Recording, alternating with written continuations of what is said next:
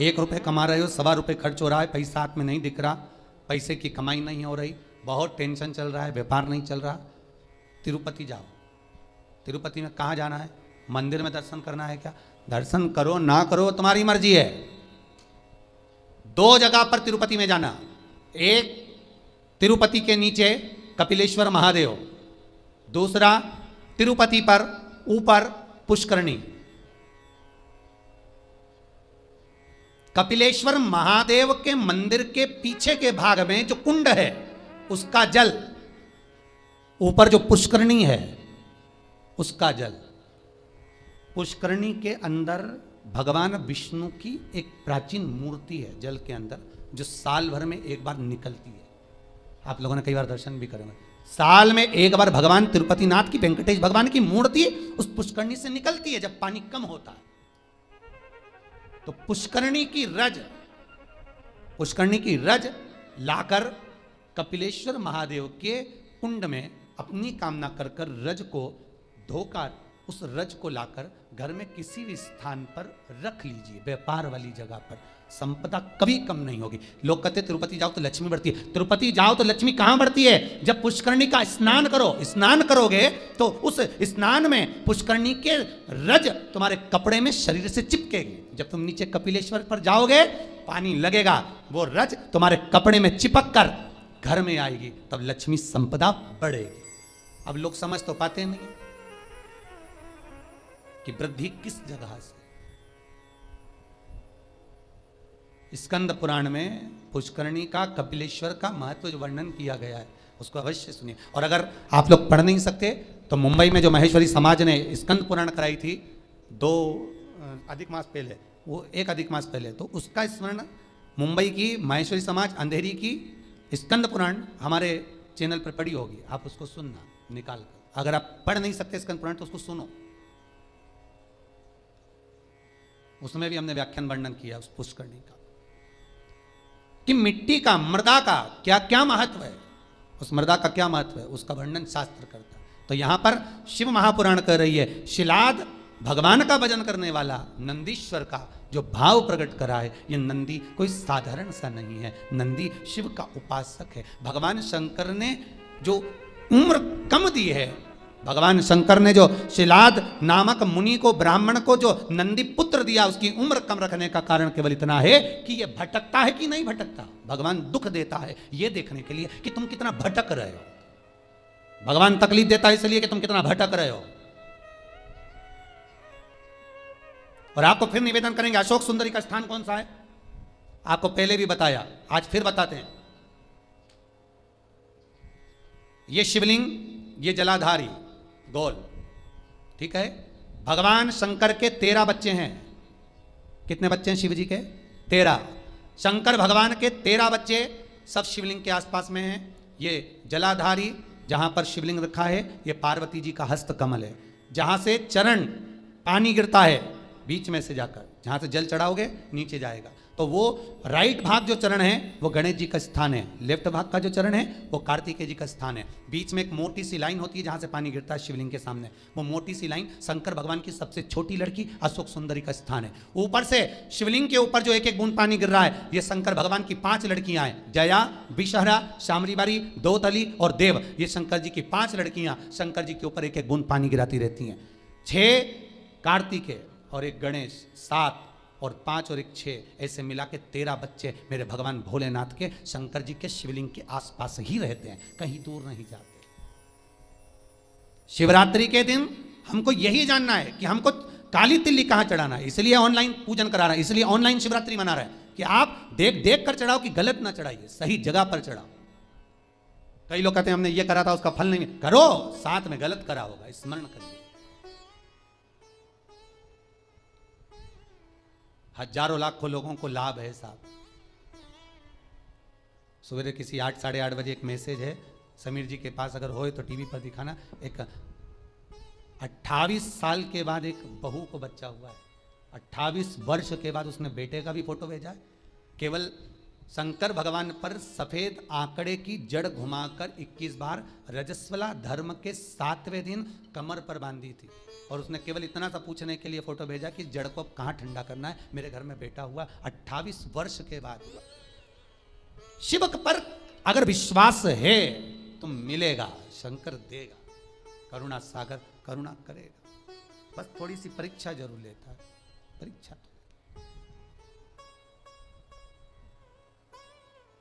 लेगा जरूर परीक्षा। वो थोड़ा सा परीक्षा में तो प्रबल है, शंकर थोड़ी परीक्षा बहुत लेता है।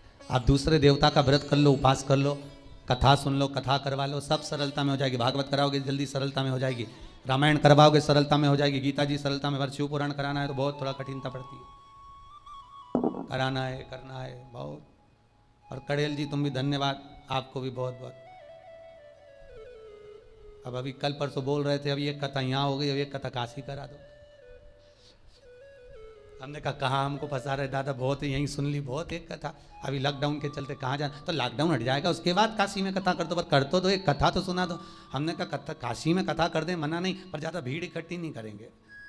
25-50 लोग सुन लें काशी में कथा, तुम्हारे 25 लोग आएंगे ना, 25 लोग तुम्हारे आए, 25 हमारे समझ लो, बस 50 लोग बैठ कर काशी में विश्वनाथ की नगरी में कथा सुन ले, कर दें, कोई चिंता वाला विषय नहीं। पर समय अभी थोड़ा देख कर करेंगे, प्रयास करेंगे। शिव नवरात्रि का आपने बोला है, शिव नवरात्रि प्रयास करेंगे कड़ेल जी, अगर बाबा कृपा करेगा और विश्वनाथ को सुनना होगा तो प्रयास करेंगे। शिव कृपालु हो, शिव दयालु। महाराज शिलाद मुनि का मन देख रहे हैं शिव, ये तेरा पुत्र अल्पायु है, पर शिलाद ने कहा आपने दिया है, मुझे विश्वास है, आपका स्वरूप है, मुझे विश्वास है, डिगने नहीं दोगे। माना शंकर ने अगर कुछ दिया है तो शंकर उसको डिगने तो नहीं देगा।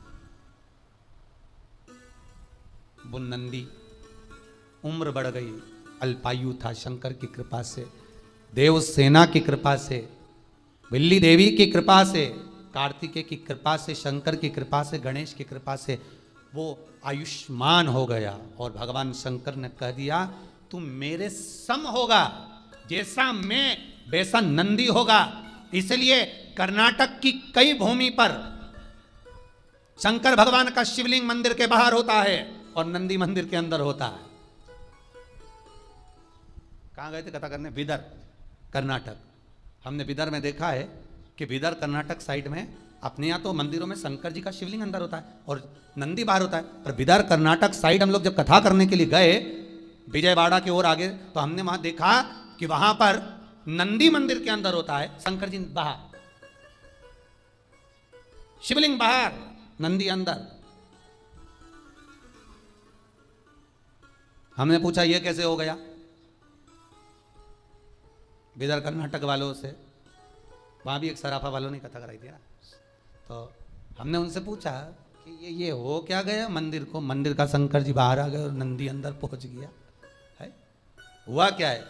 तो वहां के भगत कहते हैं महाराज हमारे यहाँ के लोग कहते हैं कि शंकर जी को अगर घर में बुलाना है तो शंकर जी ऐसे पकड़ाई में नहीं आएंगे, नंदी को पूज लो, नंदी का स्मरण कर लो। नंदी तो लेके रोज शाम को जाता है, शंकर भगवान तो तप साधना में डूबे रहते हैं,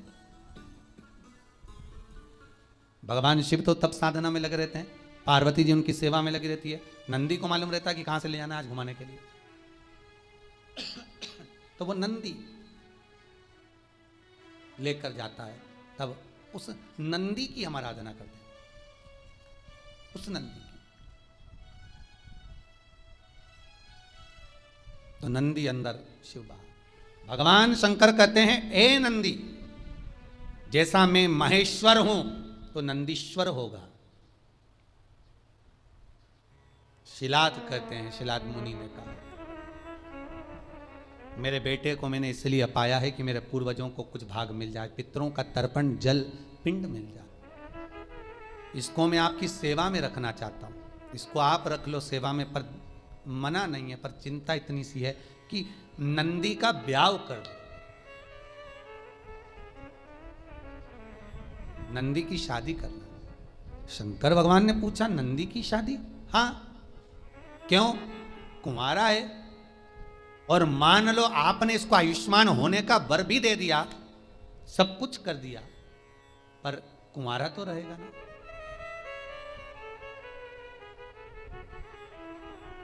फिर निवेदन करूंगा, कुंवारी अवस्था में मरने वाला व्यक्ति गर्भ से बाहर निकलकर जो बच्चा मर जाता है, 6 महीना, 8 महीना, 9 महीना, 10 महीना या जन्म लेने के बाद जो कुंवारी अवस्था में मर जाता है, श्राद्ध में चाहे तुम तर्पण कर लो, गया जी का पिंड कर लो, ब्रह्म कपाली कर लो, चाहे पूरी दुनिया के तीर्थ चले जाओ, ब्राह्मण को कितना भी भोजन करा लो, तर्पण करा लो, पिंडदान कर लो, पर जो कुंवारी अवस्था में मरता है उसको ना तो पिंड मिलता है, ना तर्पण मिलता है, ना जल मिलता है, ना उसकी मुक्ति होती है।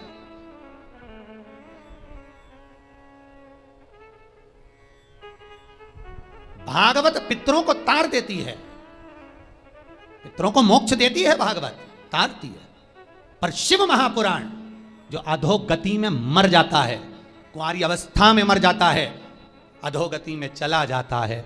महाराज, अगर एक व्यक्ति घर के अंदर टीवी चैनल के माध्यम से क्या, यूट्यूब फेसबुक पर भी अगर कथा सुन रहा है और वो अकेला भी कथा सुन रहा है, तो उसके 7 पीढ़ियां अवस्था में जो कुंवारा भी चला गया है, एक बार शिव महापुराण की कथा सुन लेने पर, करवा लेने पर, स्मरण कर लेने पर उसके अधोगति में मरे हुए जीवों को पिंड मिलना प्रारंभ हो जाता है, तर्पण मिलना प्रारंभ हो जाता है, ब्राह्मण भोज करे तो उसका भाग मिलना प्रारंभ हो जाता है। ये कोई शिव पुराण साधारण नहीं है।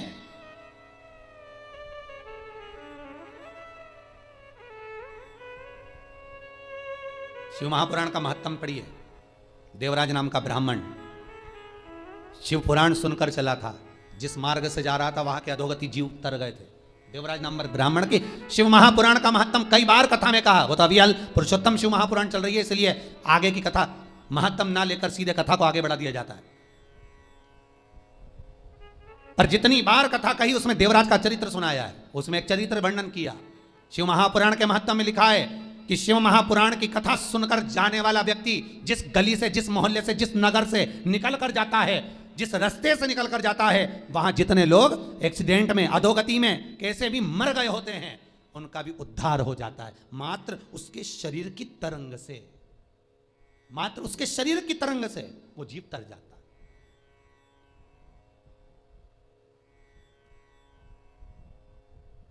अधोगति से मुक्त हो जाता। भागवत, शिव पुराण, सारी पुराणे जीव को तारती है। शिव महापुराण पितरों को भी तार रही है, अधोगति वालों को भी तार रही है, वासुकों को भी तार रही है। मुक्ति क्यों? जो अधोगति में मर जाता है वो प्रेत की योनि में जाता है, जो प्रेत की योनि में जाता है वो शंकर का गण बन जाता है। शंकर के पास पहुंचना है उसको कैसे भी, तब उसकी मुक्ति हो। और शिव पुराण उनको मोक्ष देकर अपने करीब में बुला लेती है।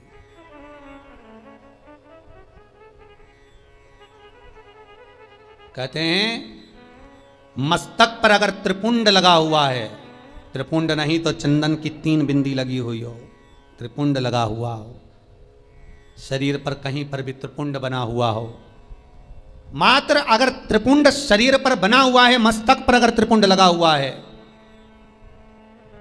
महाराज यमराज की तो सामर्थ्यता नहीं है रे भाई कि वो सामने आके खड़ा हो और कह दे कि तू चल। यमराज को भी 50 बार शंकर जी से पूछना पड़ता है, ले जाऊं? अच्छा, कई लोग वो हाथ पैर गुथवाते हैं ना, कई लोग गुथवाते हैं, उनको बड़ा शौक होता है हाथ गुथवाने का, तो वो कहीं शंकर जी बनवा लेते हैं, कहीं पार्वती जी बनवा लेते हैं शरीर पर, कहीं गणेश जी बनवा। इनसे निवेदन है कुछ मत बनवाओ, तुम्हारा अगर कल्याण करवाना हो तो केवल त्रिपुंडी गुथवा लो, बहुत है, बहुत, अगर तुम्हें शौक है तो, नहीं तो यहां तो शास्त्र मना करता है, हमारे यहां तो शास्त्र मना करता है कि शरीर पर गुथवाया भी नहीं जाता। अरे भाई, ये जितनी जगह पर तुम नाम लिखाओगे उतनी जगह तो छूटने वाली है। जमीन पे नाम लिखाया लीलावती फार्म हाउस, मर गए तो लीला तो चली गई, फार्म हाउस नीचे रह गया। अरे बोलो रे भाई, ऑनलाइन जितने सुन रहे हो बोलो तो रे, सोफे पे बैठे बैठे, पलंग पे बैठे बैठे सुने जा रहे हो। लीला चली गई, फार्म हाउस नीचे रह गया। मकान पे लिखाया लीला निवास, लीला गई, निवास नीचे। इंगेजमेंट करी, सगाई करी तो अंगूठी पे लिखा दिया लीला एल। मालूम पड़े निपटे तो अंगूठी भी रह गई, और बचा था तो मेला घूमने गई तो हाथ पे लिखाया लीला बाई। अब आत्मा चली गई, लीला बाई तेरा हाथ तो नीचे ही रह गया। तो ये सब फालतू के प्रपंच करने से अच्छा है जिसका है उसका लिख दो। इस आत्मा पर, इस मन पर शंकर का नाम लिख दो कि सब तेरा है। अंत में तो तेरे पास ही आना है शमशान में, और नहीं आएंगे तो लोग बांध के ले जाएंगे, सीधी बात। और अच्छी खींच खींच के बांध के ले जाए। अर्थी बांधने वाले भी कुछ लोग अच्छे एक्सपर्ट होना चाहिए, उनको बहुत आइडिया रहता कैसे बांधना है। खींचो, वो इधर से खींच रहा, वो उधर से रस्सी खींच रहा, वो और लपेट और, अरे सबको मालूम है मर गया बापड़ा कहीं उठ के भागेगा, इसके बाद भी खींच खींच के बांध रहा है। वो मरा हुआ भी सोच रहा होगा काय को बांध रहे, भगूंगा नहीं। बस सबको चिंता है, भग गया तो भगवान को तो कुर्सी भरना है उनकी, और ये भग गया और शमशान लेकर गए, जब तक भग गया तो इसका ये तो चले गए, दूसरे को कहां से लाएंगे, इसलिए इसको बांध के ले। शंकर भगवान से एक बार पार्वती जी बोली थी, भोलेनाथ अपन शमशान में रहते हैं, सब लोग बैकुंठ में, ब्रह्मलोक में, इंद्रलोक में रहते हैं, अपन शमशान में रहते हैं, अपने से कोई मिलने भी नहीं आएगा, ऐसी जगह पे कौन मिलने आए। शंकर भगवान बोले भले मिलने नहीं आएगा तो बांध के लाएंगे, तो टेंशन मत ले। और जो एक बार आएगा दूसरी बार कभी जाएगा ही नहीं, यहां के बाद जाता ही नहीं, तो क्यों चिंता करना, तो आराम से रहे। जब दक्ष प्रजापति ने शंकर भगवान को श्राप दिया था, हे शिव मैं तुझे श्राप देता हूं कि तू शमशान में निवास करेगा, सारे देवता बैठे थे, शंकर भगवान सबसे ज्यादा नाचे थे। श्राप सुनते ही शिव जी नाचने लगे। भगवान विष्णु बोले तुम्हें श्राप लगाए। शंकर भगवान बोले मेरे ससुर जैसा दुनिया में किसी का ससुर नहीं होगा। अरे तुम्हें श्राप दिया तुम्हारे ससुर ने। शंकर भगवान बोले श्राप नहीं दिया, आशीर्वाद दिया। मेरे ससुर ने कहा शिव तुम शमशान में रहोगे। मेरा ससुर ने मेरा कितना भला सोचा, मेरे ससुर ने मुझे प्लाट भी दिलाया, तो ऐसी जगह दिलाया जहां कोई कब्जा ही नहीं करेगा, कौन जाएगा, जाए कहीं का कब्जा करने। तो सोचना क्या, जो शिव है शमशान का वासी है, वो अलमस्त रहता है, उसको सब कुछ आनंद की अनुभूति शमशान में ही हो जाती है।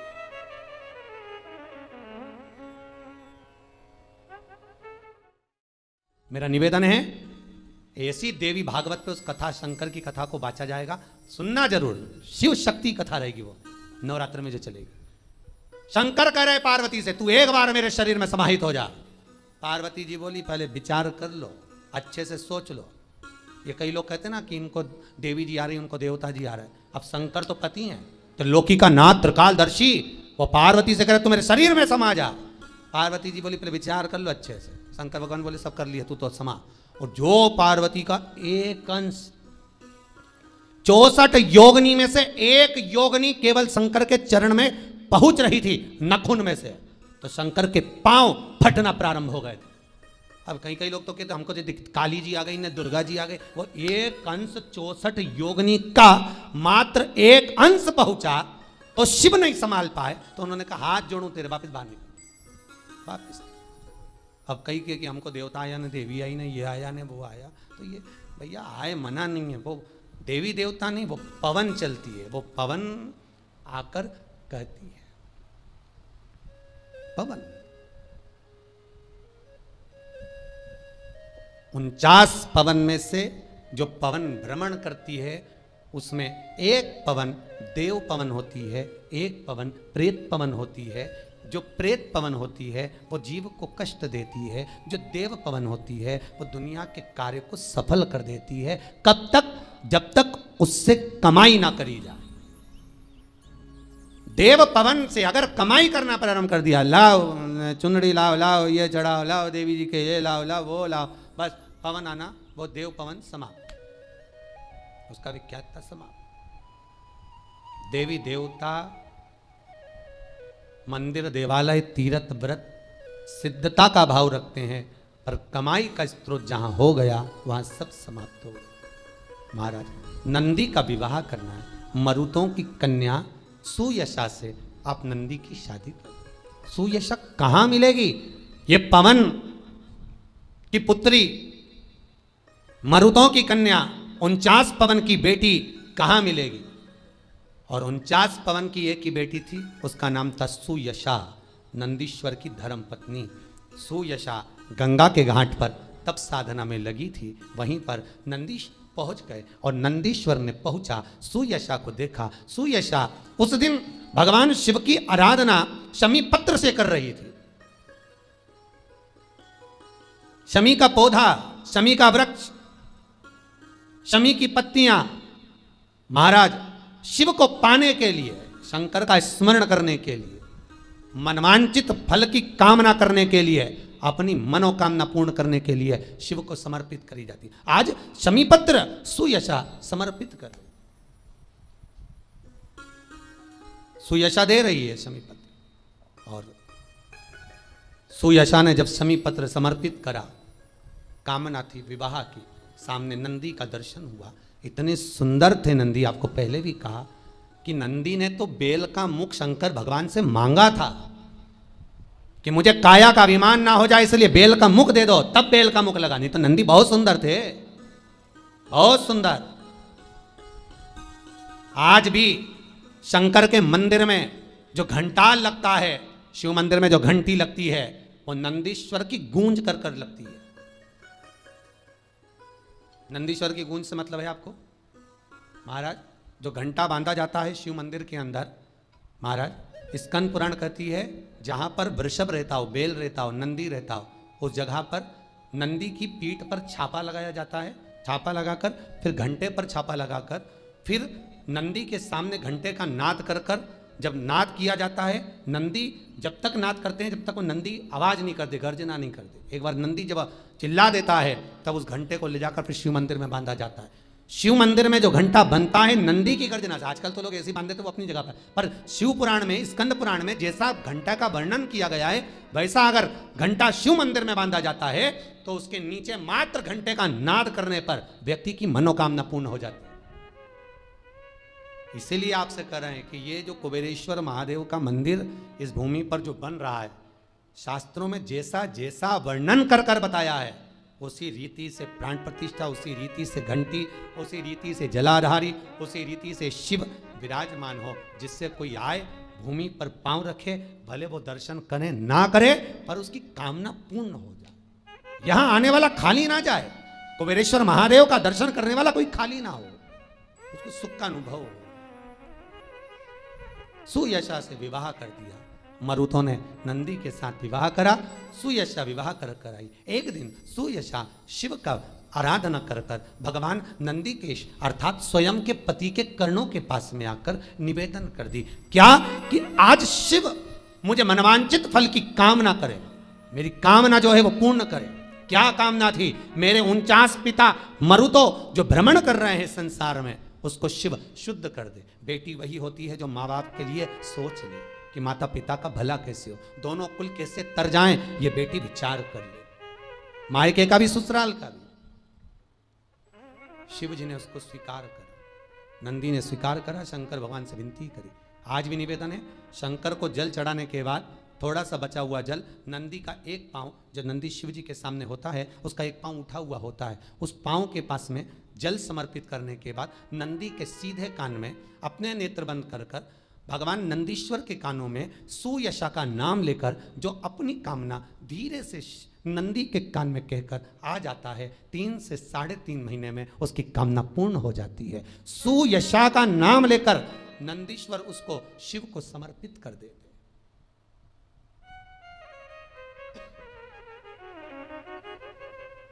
तीन तरह के नंदी का भाव बताया है मंदिर में। 3 तरह के नंदी होते हैं, धोला नंदी, काला नंदी, वृषभ नंदी।